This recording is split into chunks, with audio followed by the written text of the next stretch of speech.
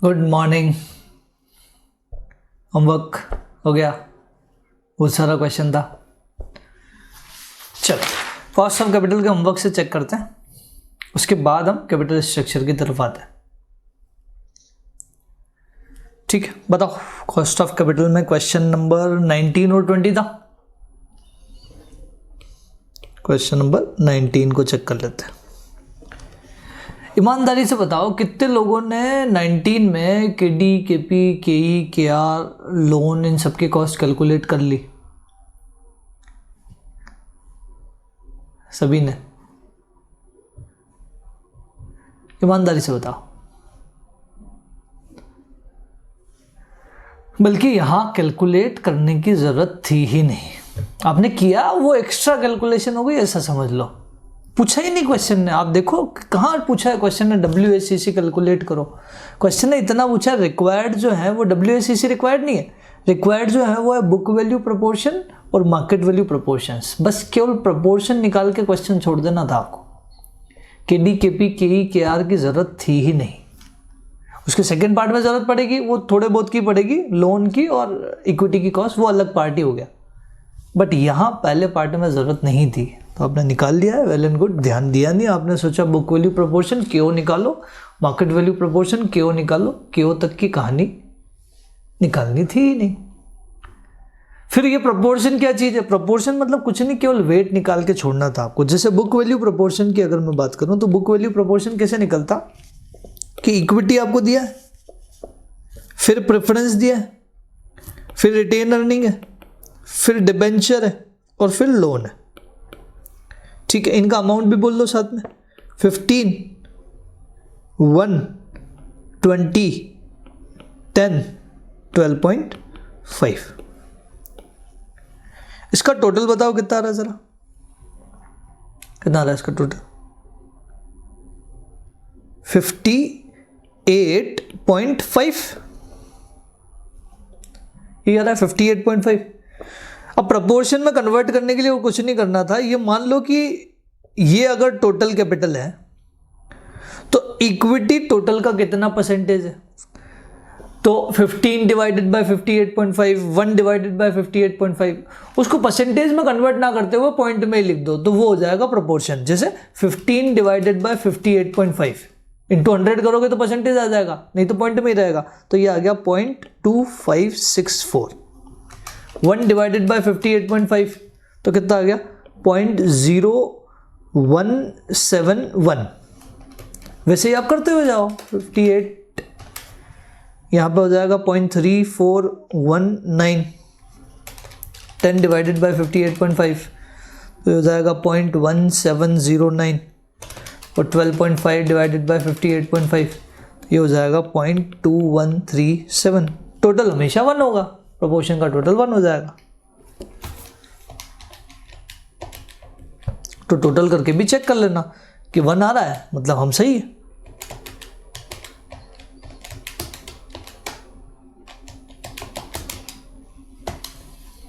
Clear है?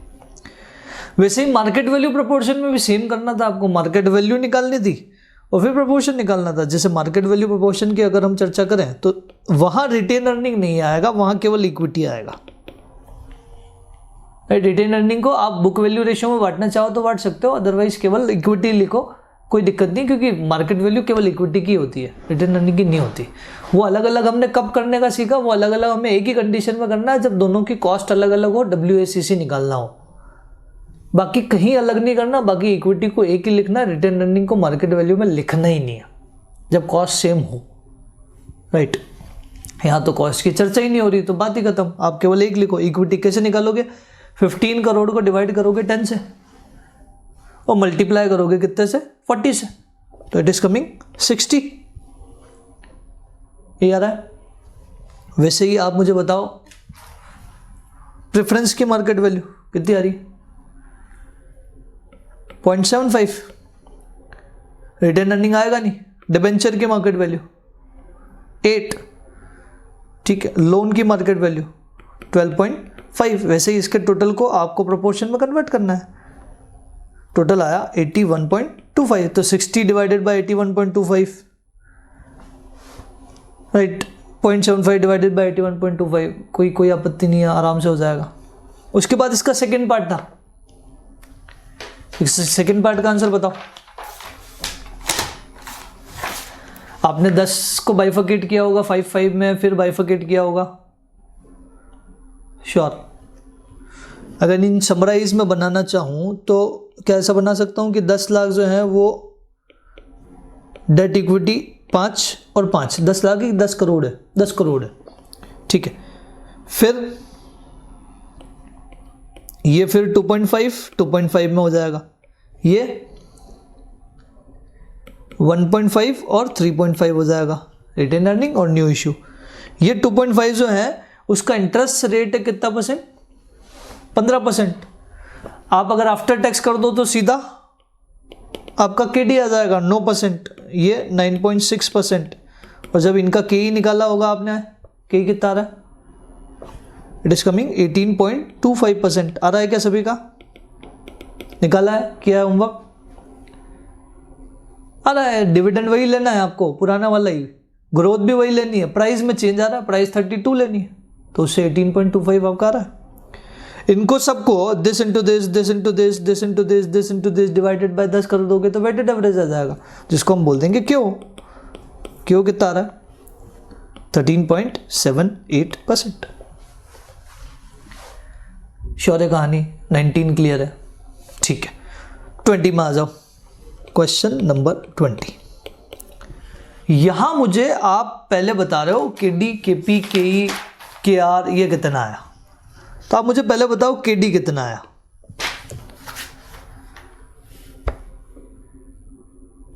KD कितना आया बताओ, 6.87%। आई एम 100% श्योर कि यहां किसी का आंसर थोड़ा सा अलग भी आया होगा, बहुत छोटा सा आंसर आया होगा, 1-2% ऐसा कुछ है, कोई आया कुछ अलग आंसर आया। बस मैं बता दूं कि यहाँ पे एक गलती होने की, मैंने बताया नहीं कल, बस प्रोबेबिलिटी बोली थी कि गलती होने के चांसेस है। कितने लोगों ने, ईमानदारी से बताना, कितने लोगों ने इंटरेस्ट की जगह, आई की जगह अमाउंट लिखा 9.5, कितने लोगों ने लिखा, ठीक है, ठीक है। तब ध्यान से सुनना, मैंने पहले भी बोला था कि आई का एक्सप्लेनेशन क्या है, not percentage of interest, it is amount of interest. वो बात अलग थी कि अब तक हमने जितने भी क्वेश्चन किए थे वो सब 100 पे अप्लाई हो रहे थे, इसलिए परसेंटेज और अमाउंट क्या हो गया, सेम। लेकिन आज पहली बार ऐसा हुआ कि फेस वैल्यू 1000 दी हुई है, और अगर आपने इंटरेस्ट 9.5 लिख दिया, मतलब वो 9.5 तो अगर फेस वैल्यू 100 होती तो लगता, यहाँ 95 आएगा, बस यही गलती थी, अदरवाइज पूरा क्वेश्चन ठीक था। समझ पा रहे हो? तो interest 95 into 1 - t plus R जो है वो कितना, 1000 minus 981.05 divided by life whole divided by average price. ऐसे बताओ, ये 6.87 आ रहा है उस हिसाब से, ध्यान रखा आप लोगों ने, ठीक है। फिर केई बताओ, फिर किसी में गलती नहीं होगी, फिर सब ठीक है। केई जो है वो लिख जाएगा CAPM से, RF plus RM minus RF into beta. लेकिन यहाँ ध्यान से सुनना कि जो 8% दिया है ये RM नहीं है, ये RM और RF का डिफरेंस है, मार्केट रिस्क प्रीमियम, ये बोला इन्होंने। मतलब आंसर आएगा 5.5 plus 8 multiply beta, RM minus RF combined ले दिया, मल्टीप्लाई 1.1875। तो बताओ कितना आ रहा है, 8 मल्टीप्लाई 1.1875 प्लस 5.5, तो इट इज कमिंग 15%, 15%, ठीक है। यही KE है, यही KR भी है, ठीक है। KP कितना आया, KP 10.97% आ रहा है, मैच हो रहा है, ठीक है। लोन में तो कुछ नहीं करना था आपको, आफ्टर टैक्स करना था, आफ्टर टैक्स करते तो 5.525%, जिसको आप 5.53 भी लिखो तो चलेगा, कोई दिक्कत नहीं है। 5.525% ये आ रहा है कॉस्ट ऑफ लोन। सबकी कॉस्ट आ गई आपकी, सबकी कॉस्ट आ गई। अब क्या करना है आपको, WACC निकालना था यूजिंग मार्केट वैल्यू वेट्स। तो मार्केट वैल्यू निकाली क्या आपने सबकी। ये ध्यान रखना कि इक्विटी और रिटेन अर्निंग दोनों को बाइफरकेट नहीं करना है, केवल इक्विटी लेना है आपको। मतलब कॉलम जो बनेंगे वो किस किस का बनेगा, इक्विटी, प्रेफरेंस, डिबेंचर और लोन। इनका W, इनकी कॉस्ट, और W में जो आएगा वो कितना आएगा, 9,000 मार्केट वैल्यू, 98.15, 1471.575 और लोन का तो बुक वैल्यू ही मार्केट वैल्यू होगा 500। कौन सा वाला पोर्शन किसका नहीं आया ये बता दो। प्रेफरेंस का कुछ भी नहीं करना, 100 डिवाइडेड बाय 100, और इवन इन्होंने दिया ही है 1 मिलियन जो है वो प्रेफरेंस शेयर है, 1 मिलियन को मल्टीप्लाई कर दो मार्केट प्राइस से, it is coming 98.15, 1 into this. Debenture में 1.5 मल्टीप्लाई 981.05, तो इट इज कमिंग 1471.575। ठीक है, इनके सामने इनकी कॉस्ट लिखनी है जो हम पहले निकाल चुके हैं। बताओ क्यों कितना आ रहा है इसके हिसाब से, 13.46% आ रहा है सभी का, मैच हो रहा है। कॉस्ट वही सेम जो लेनी है जो हमने ली यहाँ पे, के के सामने आपको लिखना है 15, प्रेफरेंस के सामने लिखना है 10.97, डिबेंचर्स के सामने लिखना है 6.87 और यहाँ पे लिखना है 5.525%। बस अब तो W into C divided by W करना है तो आंसर आ ही जाएगा। श्योर, ठीक है। अब आगे बढ़ते हैं। एक क्वेश्चन हमारा और था होमवर्क, वो था question number 5, touch screen limited वाला क्वेश्चन, क्वेश्चन नंबर 5।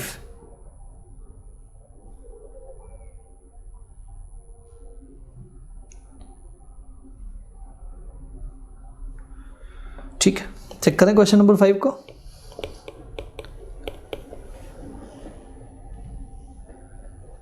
फाइव को स्पीडली हम पूरा कॉलम बना के ही चेक कर लेते हैं।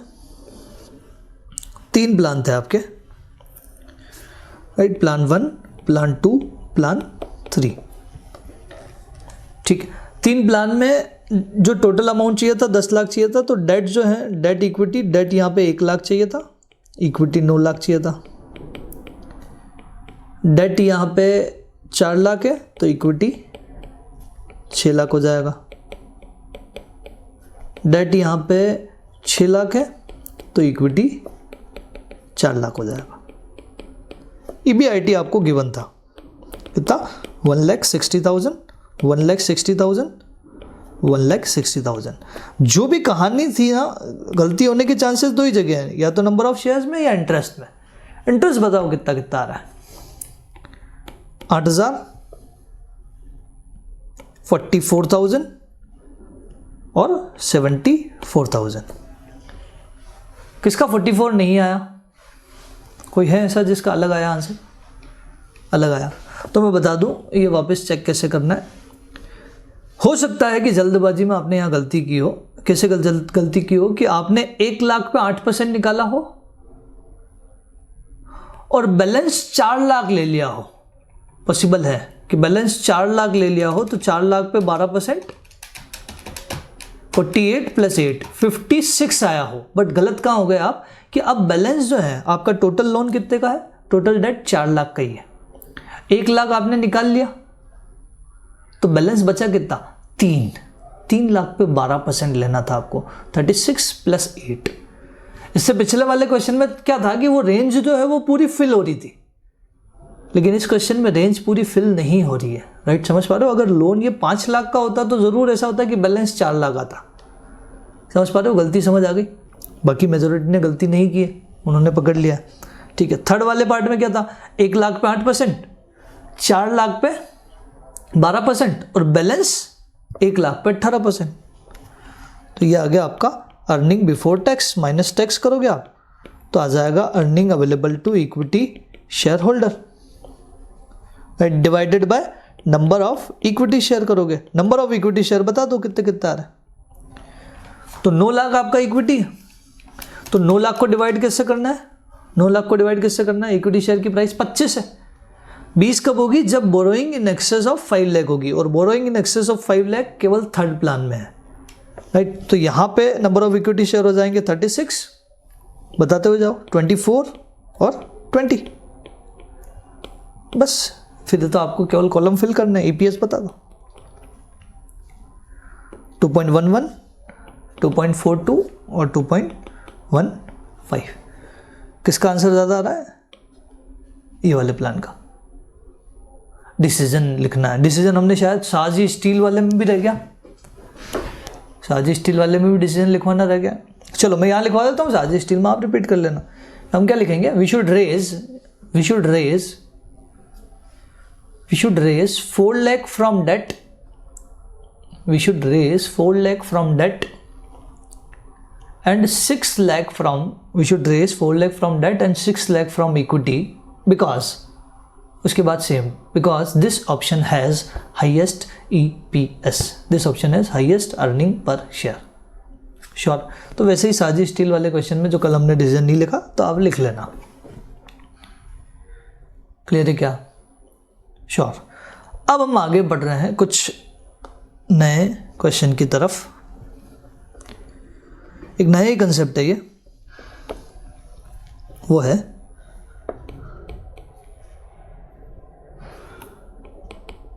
Financial break even point, financial BEP।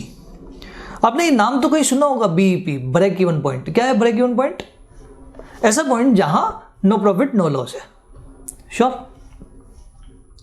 जहां हमारे जो है वो कॉस्ट जो है वो पूरी की पूरी कवर हो जाती है, जहां हम ना कुछ कमाते हैं ना कुछ गवाते हैं। श्योर। अब एक सवाल पूछ रहा हूं मैं आपसे और आई एम 100% श्योर इस सवाल का जवाब मुझे जब जब मिला है तब तब डेफिनेशन मिली है। बल्कि मैं डेफिनेशन नहीं पूछ रहा हूं, मैं उसका मीन पूछ रहा हूं। मीन जैसे कि मेरा ब्रेक इवन पॉइंट 5 लाख है, तो ये 5 लाख क्या है? 5 लाख क्या है? ऐसा पॉइंट जहां कॉस्ट कवर हो जाए। मैं अभी भी डेफिनेशन की बात नहीं कर रहा, आप लोग जवाब मुझे डेफिनेशन ही दोगे, ये 100% श्योर है।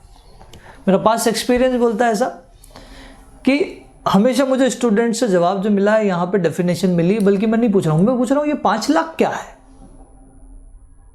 5 लाख के सामने कुछ लिखा होगा ना, वो क्या चीज है?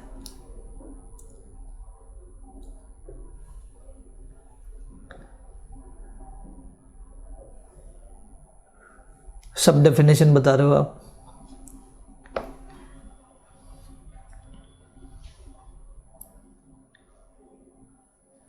वो तो मैं बोल ही रहा हूं ना कि ऐसा पॉइंट जहां जो है वो हमें कोई प्रॉफिट कोई लॉस नहीं हो रहा, राइट। 5 लाख वो पॉइंट है, वो 5 लाख अगेन आप डेफिनेशन की तरफ ही मूव कर रहे हो। वो तो मैं बोली हूँ, डेफिनेशन तो हमने देख ही ली ना।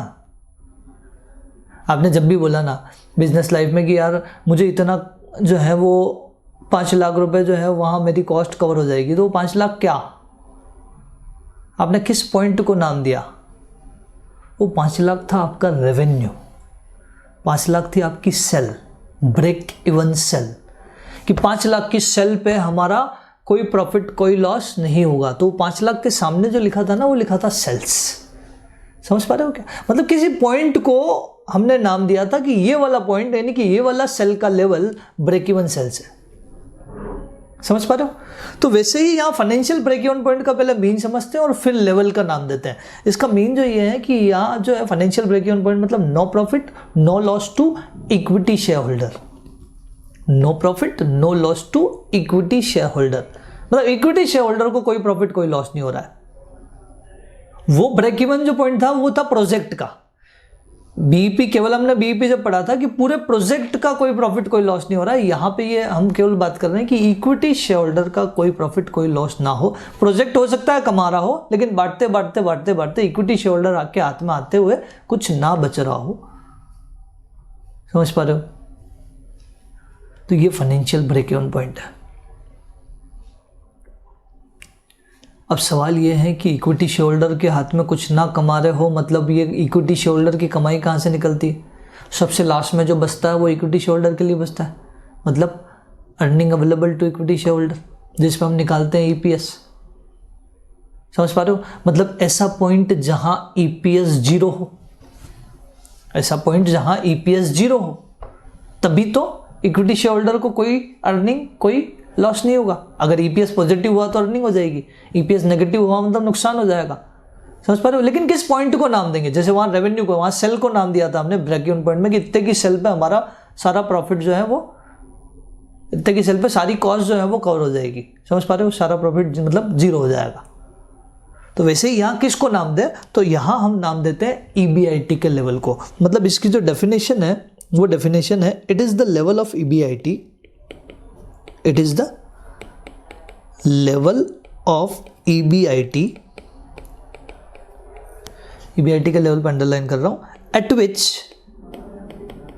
Eight which EPS is equal to 0, कि ईबीआईटी का वो लेवल जहां ईपीएस 0 हो जाए तो उस लेवल को फाइनेंशियल ब्रेक इवन पॉइंट बोला जाता है। जैसे 5 लाख ईबीआईटी है और वहां पे ईपीएस 0 हो रहा है तो 5 लाख को हम बोलेंगे कि हमारा financial break even point 5 lakh है। समझ पा रहे हो? फॉर एग्जाम्पल, अगर मैं आपको एक क्वेश्चन दूं कि मेरे पास 5% डिबेंचर है, वो है 5 लाख के, 6% प्रेफरेंस शेयर है 1 लाख के, टैक्स जो है वो है @30%, नंबर ऑफ इक्विटी शेयर जो है वो है 10,000। Calculate financial break even point.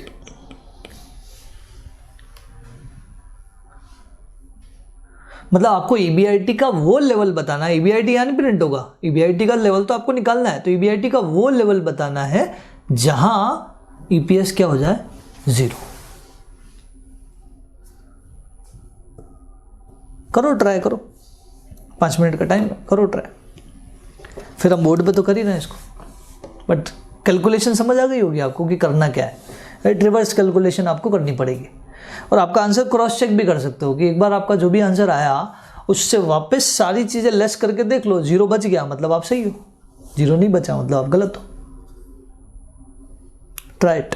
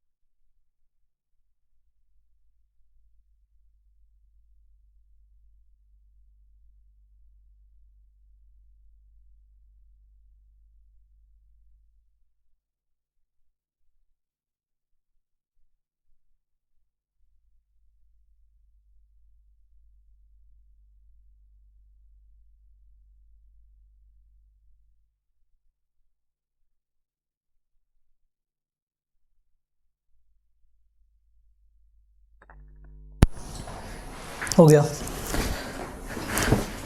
हो गया कोई आंसर? आपके आंसर को क्रॉस चेक भी कर लो, या आपके आंसर जो भी EBIT आया उस EBIT में से इंटरेस्ट लेस करो, फिर टैक्स लेस करो, फिर डिविडेंड लेस करो। अगर 0 आ गया मतलब आप सही हो, नहीं आया मतलब आप गलत हो। जिनका भी आंसर आया बताना मत, बट आ गया है तो आप सही हो, नहीं आया तो आप गलत हो। हम बोर्ड पे तो वैसे भी कर ही रहे हैं। चलो क्रॉस चेक करते हैं। क्रॉस चेक कैसे कि आप को एक स्टेटमेंट बनाना है, उस स्टेटमेंट में EBIT को ब्रैकेट में लिखना है अज्यूम्ड, लिखना है x। एक मैं थोड़ा सा लंबी तरीका बता रहा हूँ, इसके बाद मैं आसान तरीका भी बताऊंगा। एग्जाम में आप वो सेकंड वाला तरीका भी फॉलो करोगे तो ज़्यादा बेहतर होगा, चॉइस आपकी है। इसमें से लेस करेंगे हम इंटरेस्ट। कितना इंटरेस्ट, कितना है? डेट जो है वो 5 लाख का है, 5% मतलब 25,000 का इंटरेस्ट है।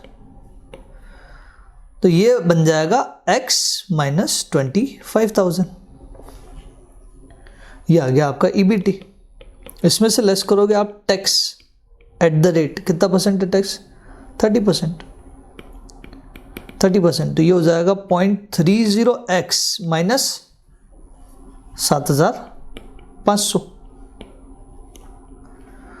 तो EAT जो बचेगा, यहाँ पर प्रेफरेंस डिविडेंड भी है तो ये earning available to equity shareholder नहीं हो सकता। EAT जो बचेगा वो कितना बचेगा? 0.70x माइनस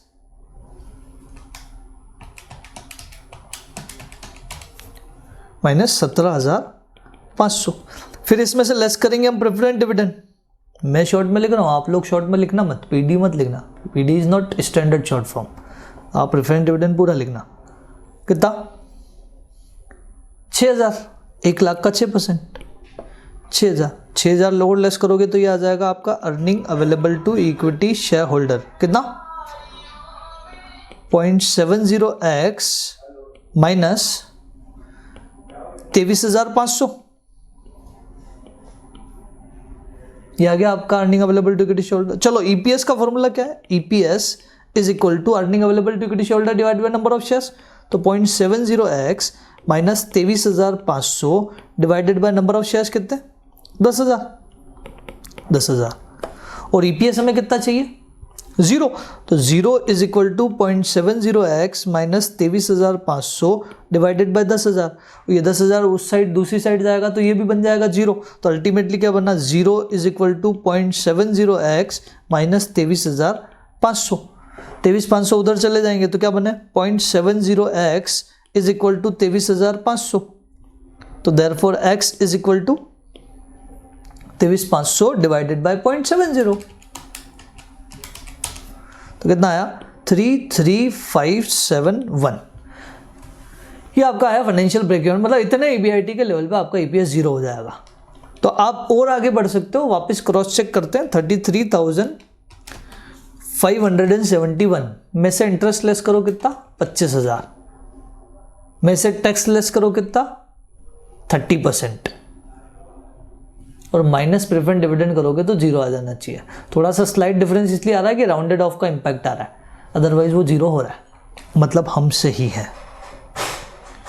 श्योर समझ पा रहे हो क्या? तो ये आपका वो एग्जाम्पल था। ये एक लेंदी तरीका था जिसको हमने सॉल्व किया। इसके बाद हम एक शॉर्ट तरीका भी देखेंगे, बट अभी के लिए तो ये तरीका आप नोट डाउन कर सकते हो।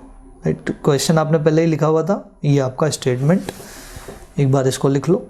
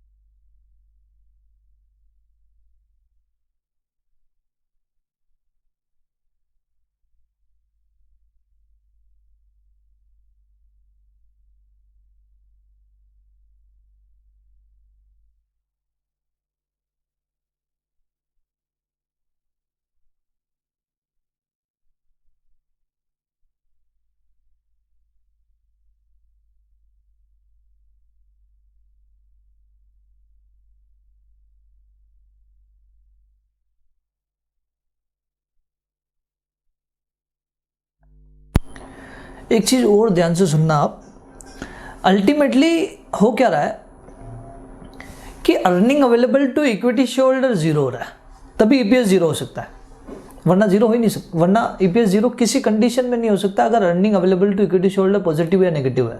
आप सोचो कि नंबर ऑफ शेयर्स तो कभी ना कभी कुछ ना कुछ तो होंगे, राइट।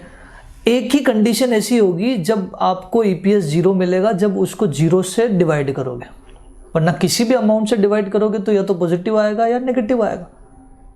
इन सिंपल यहां से भी ये स्टेप प्रूव होती हुई दिख रही है हमें। कहां से?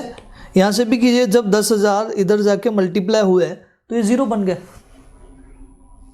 मतलब कभी क्वेश्चन अगर ऐसी शातिरी करे, कैसे कि आपको नंबर ऑफ शेयर्स दे ही ना, तो आप ये मत सोचना है नंबर ऑफ शेयर नहीं है तो ईपीएस कैसे निकालेंगे। आप earning available to equity shareholder को इक्वेट कर देना जीरो से, बात एक ही है। अल्टीमेटली यहाँ पे भी यही हो रहा है कि नंबर ऑफ शेयर्स जब उधर जाएगा तो मल्टीप्लाई होकर तो वो जीरो ही बन जाएगा ना, तो अल्टीमेट उसका रेलेवेंस रहा क्या? श्योर समझ पा रहे हो? तो नंबर ऑफ शेयर्स कभी क्वेश्चन ना दे तो टेंशन लेना मत, ना दे तो भी आपका जवाब तो वही होगा। ठीक है, ये हो गया नोट डाउन, हो गया। बाद में बताऊंगा मैं शॉर्टकट एक जो भी बताने वाला हूं, अभी उसके पहले एक चर्चा और करूंगा मैं, उसके बाद फिर ईपीएस के कुछ हम शॉर्टकट्स देखने की कोशिश करेंगे यही सब कुछ यही करेंगे, बस ये कि थोड़ा सा तरीका जो है वो शॉर्ट होगा, लेंदी नहीं होगा।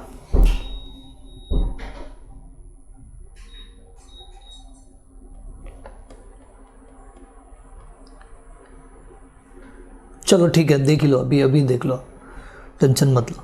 वो तरीका हम अभी देख लेते हैं, फिर नए कंसेप्ट की तरफ आ जाते हैं, कहीं कोई आपत्ति नहीं है। चलो, ईपीएस की कैलकुलेशन के हम कुछ फॉर्मूले बना रहे हैं इसी स्टेटमेंट को, क्योंकि स्टेटमेंट समटाइम्स कंफ्यूजिंग हो जाता है, वो प्लस माइनस में अगर आपने गलती कर दी तो दिक्कत हो सकती है, राइट। और अगर किसी का स्टेटमेंट अच्छा है, मैथमेटिक्स अच्छा है, एक्स जब भी मानते हैं डर नहीं लगता, एक्स तो हम हालांकि दूसरे तरीके में भी मानेंगे, बट फिर भी दूसरे तरीके से गलती होने की प्रोबेबिलिटी जो है वो थोड़ी सी कम हो जाएगी। बाकी किसी का मैथमेटिक्स अच्छा है तो वहाँ कोई दिक्कत नहीं, आप दोनों में से कोई सा भी तरीका यूज़ करो, चलेगा। अब मैं जो बता रहा हूँ वो बता रहा हूँ, कुछ फॉर्मूले हम लिखेंगे कैलकुलेशन ऑफ ईपीएस के, कैलकुलेशन ऑफ ईपीएस।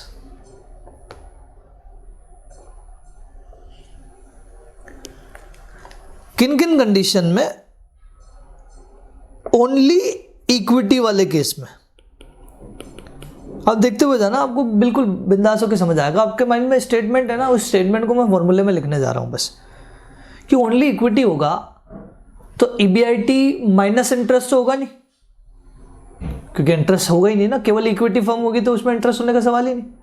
समझ पा रहे हो? माइनस टैक्स तो होगा, राइट, और माइनस प्रेफरेंस डिविडेंड होगा नहीं। तो आप ध्यान से सुनना, क्या मैं इसको ऐसा बोल सकता हूं, ईबीआईटी में से टैक्स लेस करने का मतलब इसको मल्टीप्लाई 1 माइनस टी कर दो, it is one of the same thing. बिल्कुल ठीक है। माइनस प्रेफरेंस डिविडेंड होना नहीं है, डिवाइडेड बाय एन, तो क्या ये इक्विटी का फॉर्मूला बन गया? चलो, डेट प्लस इक्विटी का फॉर्मूला बना के बताओ, तो क्या होगा? ईबीआईटी, अब डेट है तो माइनस इंटरेस्ट भी आ जाएगा, माइनस इंटरेस्ट, ये मल्टीप्लाई हो जाएगा किसके साथ? 1 माइनस टी के साथ, तो ये आफ्टर टैक्स हो गया, प्रेफरेंस डिविडेंड है नहीं, डिवाइडेड बाय एन। चलो, debt plus equity plus preference का फॉर्मूला बना के बताओ, क्या होगा? ईबीआईटी माइनस इंटरेस्ट भी होगा, मल्टीप्लाई 1 माइनस टी भी होगा, माइनस प्रेफरेंस डिविडेंड भी आएगा, डिवाइडेड बाय एन। तो अगला फॉर्मूला आप खुद बना के बता रहे हो मुझे। अगर प्रेफरेंस प्लस इक्विटी है तो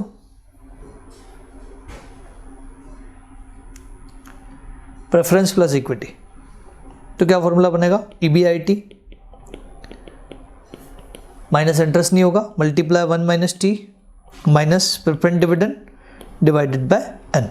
और कोई परम्यूटेशन कॉम्बिनेशन आपके माइंड में आ रहा है क्या? हाँ, कौन सा? Debt plus preference. Okay, very good. Debt plus preference होगा तो क्या ईपीएस कैलकुलेट कर पाओगे आप? बताओ, ईपीएस के लिए तो इक्विटी शेयर होना जरूरी है ना। ओनली डेट प्लस प्रेफरेंस से तो ईपीएस निकल ही नहीं सकता। यहां हम किसका फॉर्मूला देख रहे हैं? कैलकुलेशन ऑफ EPS, मतलब जितने कॉम्बिनेशन बन सकते थे इक्विटी के साथ हमने बना लिया। देखो आप, ओनली इक्विटी, इक्विटी के साथ डेट, इक्विटी के साथ प्रेफरेंस, या तीनों, तो सारे बन चुके हैं। डेट प्लस प्रेफरेंस नाम का कोई कॉम्बिनेशन होता ही नहीं है, क्योंकि नंबर ऑफ शेयर्स वहां पे होंगे ही नहीं ना। श्योर है क्या? तो इस फॉर्मूले से क्या आसान हो जाएगा, ये बस फॉर्मूला ही बनाया हमने, ये मानो कि उस स्टेटमेंट को फॉर्मूले में कन्वर्ट कर दिया, राइट। तो उस क्वेश्चन को अगर फॉर्मूला टर्म में करने जाएं तो हमारी स्टेप सीधी की सीधी मैच हो जाएगी। कैसे? एक बार ये फॉर्मूला लिख लो आप, उसके बाद मैं उसी क्वेश्चन पे वापस जाता हूँ, फॉर्मूला टर्म में करने की कोशिश करते हैं। लिख लो आप ये स्टेप्स। ये हमने केसेस कौन कौन से लिए वो राइट कर रहा हूँ। Only equity, debt plus equity, debt plus equity plus preference, और प्रेफरेंस प्लस इक्विटी। और जो मैं ब्लैक से कर रहा हूँ वो फॉर्मूले हैं, ये वाला फॉर्मूला है, ये वाला फॉर्मूला है, ये फॉर्मूला है, और ये फॉर्मूला है। जो रेड में है वो उसकी कंडीशन है, और जो ब्लैक में है वो फॉर्मूला है। हालांकि आप बना सकते हो, कहीं कोई आपत्ति नहीं है, आराम से बन रहे हैं फॉर्मूला।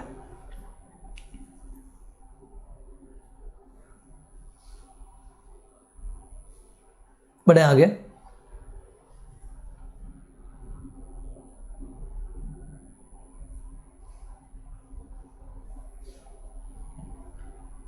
बढ़े।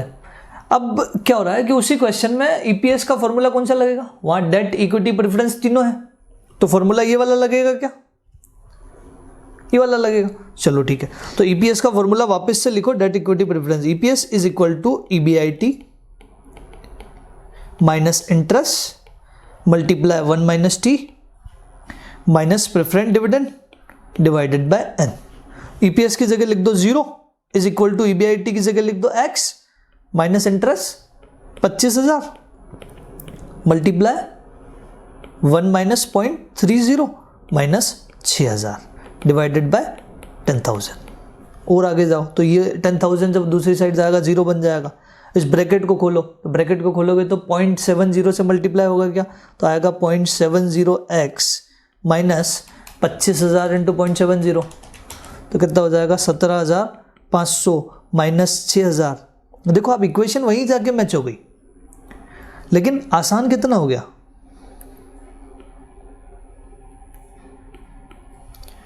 देखो आप 0.70x एक साइड रहने दो, तो दूसरी साइड क्या बन जाएगा, दूसरी साइड वो जब चले जाएंगे तो माइनस है इधर, तो प्लस हो जाएंगे, प्लस 23,500, वही स्टेप मैच हो गई, तो x इज इक्वल टू आपका आंसर वही होगा। बट आसान है, श्योर, गलती होने की प्रोबेबिलिटी कम है। ठीक है, फिर बढ़ते हैं आगे एक लास्ट कंसेप्ट की तरफ। इस चैप्टर का सबसे लास्ट कंसेप्ट है ये, जिसका नाम है indifference in difference point. Indifference point ये क्या होता है भैया? तो इनडिफरेंस वाली सिचुएशन का मतलब क्या होता है? इनडिफरेंस वाली सिचुएशन मतलब कंफ्यूजिंग सिचुएशन, कि इन दो में कोई डिफरेंस ही नहीं है, ये दोनों सेम है, जहां हम डिफरेंशिएट नहीं कर पाते, वही इनडिफरेंस है। तो यहाँ पे कैपिटल स्ट्रक्चर डिसीजन में इनडिफरेंस पॉइंट क्या होगा, कंफ्यूजिंग सिचुएशन क्या होगी? जब दो प्लान, आपको ये भी सेलेक्ट कर लो तो भी चलेगा, ये भी सेलेक्ट कर लो तो भी चलेगा, आप डिसीजन ही नहीं ले पा रहे हो, तो वो तभी होगा जब दो प्लान के ईपीएस इक्वल होंगे। मतलब एक प्लान का ईपीएस 3 है, एक का 5 है, एक का 7 है, तो कहीं कोई आपत्ति नहीं, 7 वाले को सेलेक्ट कर दोगे। एक का 5 है, दूसरे का भी 5 है, और तीसरे का 3 है, तो अब 2 का 5 हो गया, तो कंफ्यूजिंग आ गया ना। उसको इनडिफरेंस पॉइंट बोला जाता है, कि इनडिफरेंस पॉइंट वो पॉइंट है जहां दो प्लान का ईपीएस क्या हो जाता है, इक्वल। लेवल क्या है? Same language, it is the level of, it is the level of EBIT, मतलब EBIT का वो level at which EPS of two plan is equal। ये दो प्लान के बीच में ही निकलता है, EPS of two plan is equal। दो प्लान का ईपीएस जिस ईबीआईटी के लिए, अब इक्वेट करने उस फाइनेंशियल ब्रेक इवन पॉइंट में क्या कर रहा है, वो एक प्लान का ही एक बार निकलता है। मतलब अगर आपके पास 3 प्लान है टोटल, तो 3 फाइनेंशियल ब्रेक इवन पॉइंट निकलेंगे। अगर आपके पास 2 प्लान है तो 2 फाइनेंशियल ब्रेक इवन पॉइंट निकलेंगे। समझ पा रहे हो? लेकिन इन डिफरेंस पॉइंट आपके पास एक ही प्लान है तो एक फाइनेंशियल ब्रेक इवन पॉइंट निकलेगा, लेकिन एक ही प्लान का इंडिफरेंस पॉइंट नहीं निकल सकता। इंडिफरेंस पॉइंट तब तक नहीं निकल पाएगा जब तक कि 2 प्लान ना हो। अगर मान लो 3 है तो 3 के बीच में नहीं निकलेगा। 3 है तो फिर आपको 2 के पेयर बनाने पड़ेंगे, 1 2 2 3 3 1। समझ पा रहे हो क्या?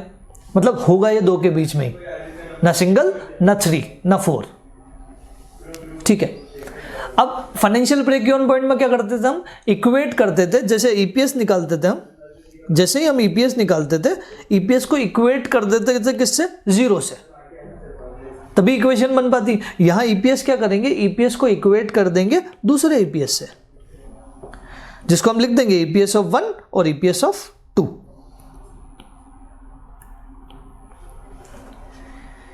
EPS of plan 1, EPS of plan 2, और दोनों में ईबीआईटी को मान लेंगे हम क्या, x। बाकी सारी इंफॉर्मेशन तो हमारे पास होगी, राइट। और फिर क्रॉस मल्टीप्लाई करके x की वैल्यू आ जाएगी, और वो x की वैल्यू ऐसी होगी कि ईबीआईटी के इस लेवल पे आप इस प्लान को चूज कर लो या इस प्लान को चूज कर लो, कोई दिक्कत नहीं है। श्योर। तो इसका एक क्वेश्चन है हमारे नोट्स में, वो है क्वेश्चन नंबर 3। 5 मिनट का टाइम मैं आपको दे रहा हूं, उस क्वेश्चन नंबर 3 को आप सॉल्व करने की कोशिश करो। अगर कोई अजम्पशन की नीड है तो टेक इट, राइट। अगर आपको लगता है 3 में अजम्पशन की जरूरत पड़ेगी, मेरे हिसाब से एक जगह पड़ेगी, आप आसानी से जजमेंट ले पाओगे। अजम्पशन ले लेना, मैं बोल रहा हूँ कोई सी भी अजम्पशन लो, वहाँ पे मैं अभी हिंट नहीं दे रहा क्योंकि आपको पता चल जाएगा, हिंट देने में मजा नहीं आएगा। तो आपको जहाँ अजम्पशन ठीक लग रही है वो लो। मैं बोल रहा हूँ कोई सी भी अजम्पशन लेगा, आंसर पे कोई इंपैक्ट नहीं आएगा। आंसर फिर भी सबका मैच करेगा, अनलेस कि आपने कैलकुलेशन में गलती ना कर दी हो। तो चेक इट, आपको जो अजम्पशन लगे ले लेना। क्वेश्चन नंबर 3, 2 अल्टरनेटिव दिया है, एक में 100% इक्विटी लिखा है, एक में डेट इक्विटी का रेशियो दिया है 2:1, राइट। Solve it. 5 मिनट का टाइम है आपके पास।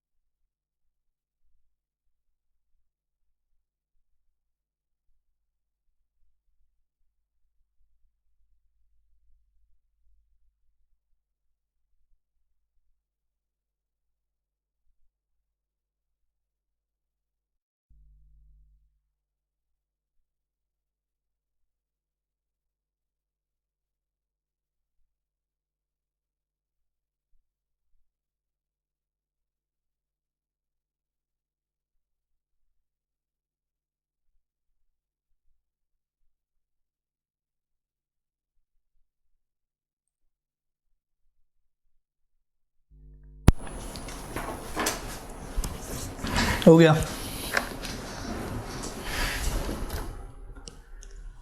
कितना आंसर आ रहा है? कितना? 10,80,000। ठीक है, और कोई आंसर? आप अगेन क्रॉस चेक भी कर सकते हो कि 10,80,000 पे आप क्या करो, दोनों प्लान का ये ईपीएस निकालो। अगर सही आ गया, दोनों प्लान का ईपीएस सेम आ गया, मतलब आप सही हो। क्रॉस चेक भी कर सकते हो। चलो देखते हैं हम कि आपने क्या किया। जिनका आंसर नहीं आया टेंशन बिल्कुल मत लो। 100% इक्विटी है और एक डेट इक्विटी है। तो मुझे बताओ कि 100% इक्विटी को चलो प्लान 1 मान लेते हैं। तो 100% इक्विटी का फॉर्मूला क्या होगा? ईपीएस का फॉर्मूला क्या होगा? ईबीआईटी, इंटरेस्ट तो है नहीं, multiply 1 minus T divided by N, preference dividend है नहीं, इज इक्वल टू दूसरा प्लान कौन सा है? डेट इक्विटी दोनों। तो यहां पे ईबीआईटी में से इंटरेस्ट भी लेस होगा, multiply 1 minus T divided by N.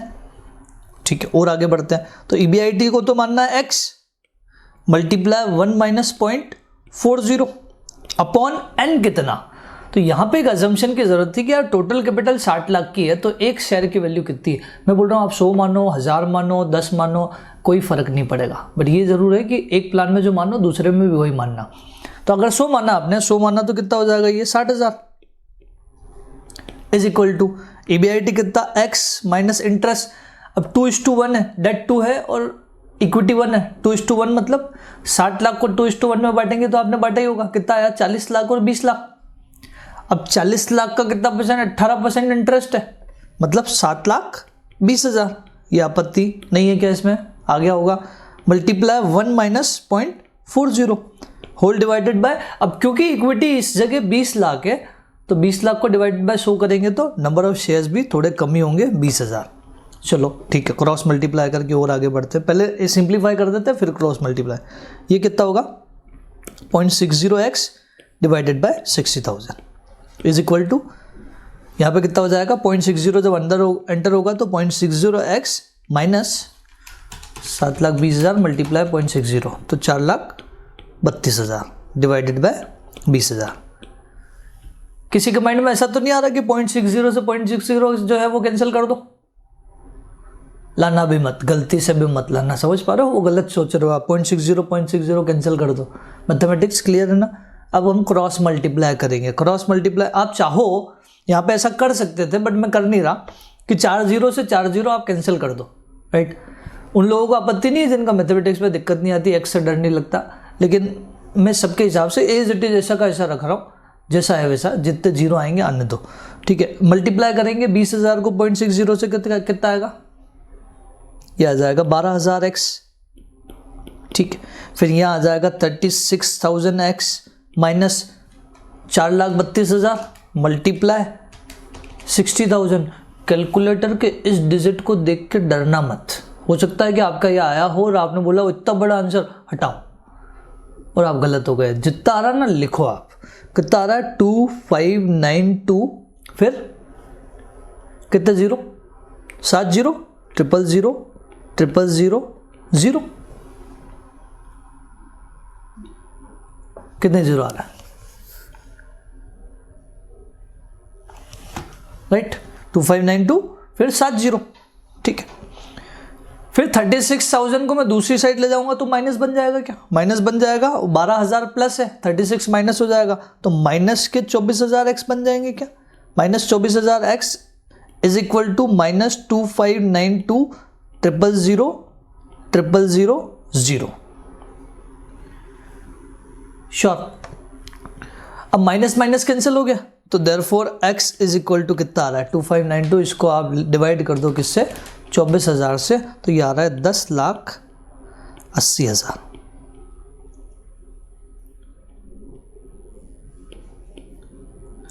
This is your indifference point. समझ आ रही है क्या बात? इंडिफरेंस पॉइंट हम कैसे निकालेंगे? मतलब इस क्वेश्चन, इस चैप्टर में अगर बात करें ना, कैपिटल स्ट्रक्चर डिसीजन में 3 ही मेन चीज़ें हैं: calculation of EPS, calculation of financial break even point और कैलकुलेशन ऑफ इंडिफरेंस पॉइंट, बस, और कुछ भी नहीं है।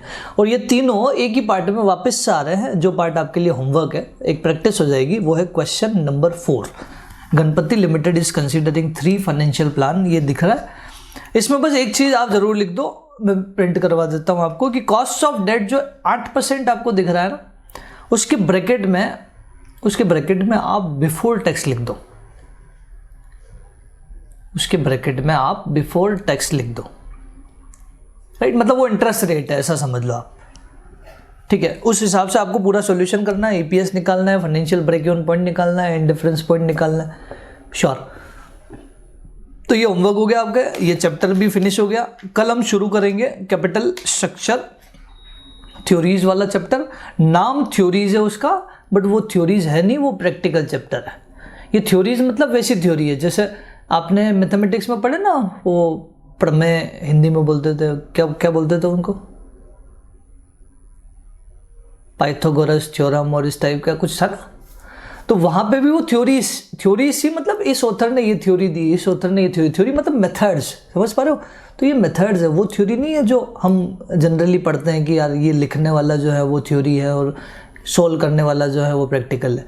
ये चैप्टर प्रैक्टिकल है। एक और आपको डिस्क्लेमर दे दूँ कि इस टॉपिक को हम जब कल शुरू करेंगे तो आप सबके माइंड घर पे रख के आना, कोई दिमाग नहीं लगाना इस चैप्टर में, राइट। क्यों नहीं लगाना, ये पूरा चैप्टर अजम्पशन बेस्ड है, राइट।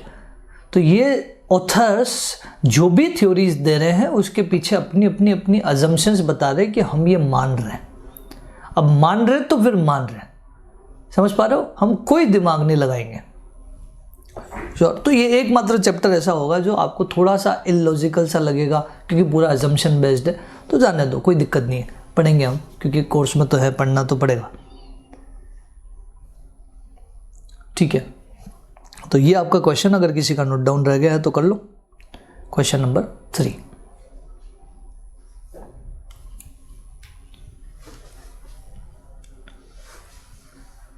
ठीक है। तो लेक्चर हम यही रोक रहे हैं आज का। कोई डाउट है तो क्लास के बाद आप बिल्कुल डिस्कस कर सकते हो, ठीक है। कल प्रोबेबली 1 या 2 लेक्चर में हमारा वो वाला टॉपिक भी, कॉस्ट ऑफ कैपिटल का 3rd पार्ट भी खत्म हो जाएगा और उसके साथ पूरा कॉस्ट ऑफ कैपिटल खत्म होगा। फिर नए टॉपिक की चर्चा हम कल ही करेंगे, ठीक है। फिर आज का लेक्चर हम यही रोक रहे हैं। Thank you.